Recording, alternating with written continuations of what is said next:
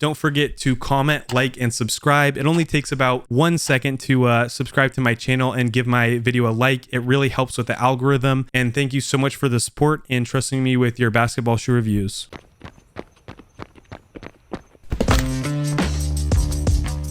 Yo, what's good? It's your boy Wide Shoes coming in with another basketball shoe review. Today I have a premium $160 shoe, the Cosmic Unity 2s.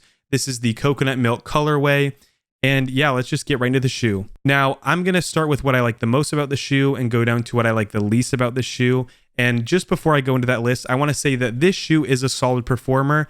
So if you see the materials being over the cushioning or the cushioning being above the traction, that doesn't mean that the traction is terrible. This is just what I noticed the most about the shoe, and I will go into depth about how well the shoe is overall for each category. All right, now that we've gotten that out of the way, I'm going to say the most stellar part of the shoe has to be the cushioning. So the cushioning in this shoe is amazing. There's a zoom unit in the back or the heel side of the shoe. I felt that tremendously when I played. Sometimes when I was playing, I would even just jump on my heel, and it felt like I was on a trampoline that was also made out of pillows. It was amazing. And in the front of the foot, there is fair cushioning here as well, although I would prefer there to be just a smidge more. That's why for the cushioning, I'm going to give it an 8.9 out of 10.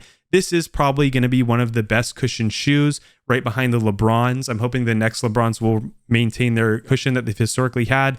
The Paul Georges also come pretty close to these shoes, but the thing that makes it stand out in this cushioning system is that you're still low to the ground while being well supported in the cushion department. So as you can see in the skeleton midsole of this shoe, this is exactly where your foot is, which is not very high off the ground. So you maintain amazing court feel while also being protected. I mean, my hip replacements felt good when I played. I played basketball 3 times a week and I had no knee pain, no hip pain, no joint pain. It was just a very pleasurable experience to actually have nice cushioning for once. Going on to what I like next. Now, this is a super rare category for me to add. I'm going to say my second favorite part of the shoe is the style.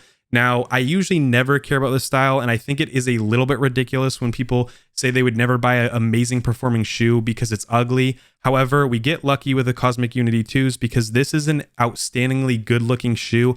I do have the coconut milk colorway, which is 20% recycled material by mass. So I feel a little bit better about the environment, but the shoe does look good. And the one thing I will say is, as a nitpick, is that when I see the colorway on Nike.com, it is a little bit more green in person than the images on Nike show. The other tongue is pink here, but yeah, there is a slight green tint to the shoe, and I did not really like that. I still think the shoe looks amazing, but when I bought the shoe, I opened the box and went, oh, these are a little bit more green than I thought they would be. All right, so moving on to my third favorite part of the shoe, it's definitely going to be the lacing system and the support system. Now, before we go any further, I just want to make a huge disclaimer. This basketball shoe is super narrow, like super narrow. Like, I'm Wide Shoes. I'm not going to be able to wear these shoes all the time simply because they are too narrow. However, and it is a shame, the lacing system, you can just tie as tight as you want. Just like the Giannis pair that I had recently, or that I recently reviewed.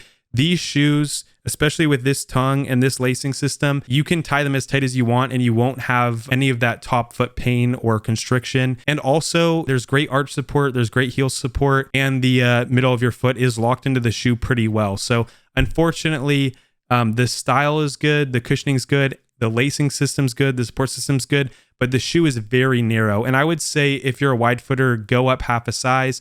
And if you have really narrow feet, this might be the best shoe of the year for you. All right, now going into my next favorite part of the shoe, it's got to be materials. Now, the materials look good and feel good, and I know that this shoe will be pretty durable. However, I will say that I don't really like this logo here, and I'm not very picky with what my shoes look like, but I'm wondering if this was just to boost some of the recycled material by mass, because this logo here feels a little bit unnecessary in terms of the material it's made out of. And the material is breathable, but I was hoping it would be a little bit more breathable. I did notice my feet heated up slightly despite having this tongue with holes. The materials are pretty good. I'm going to give the materials about a 7.5 or a 7.5 out of 10. And for my least favorite aspect of the shoe, unfortunately, it's going to be the traction. For me personally, the traction should have performed better. I mean, it looks reminiscent of the Nike Kobe 9s or the Kobe 10s, which was deemed one of the best traction patterns of all time. And It is similar to the KD15s, which have amazing traction.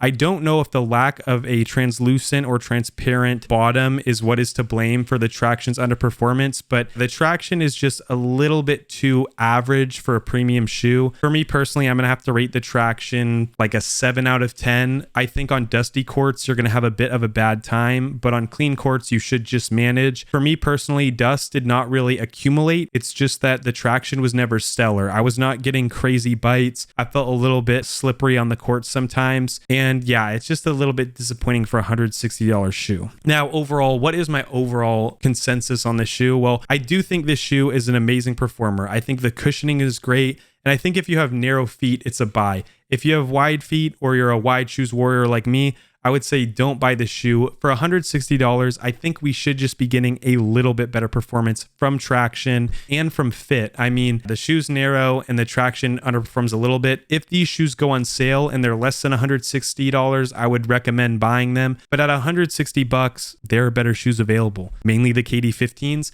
And I would say there's a lot of new shoes coming out, like the GT Cut 2s will be out soon. I would say wait maybe on for these or wait for them to go on sale. And yeah, that's about it. So for my ranking out of 100, I'm going to give this shoe an 88 out of 100. The shoe could have been a little bit better than that if the traction was better and if it was a little bit more wide footer friendly. I personally am not going to let the fact that my feet don't really fit in the shoe well completely tank the review. I think this is a solid performer. Again, I would not pick this up though unless it is on sale. $160 is a little bit steep for this type of performance, but $140 or $120 is definitely fair in my opinion. So my advice is 89 out of 100, but wait for it to go on sale.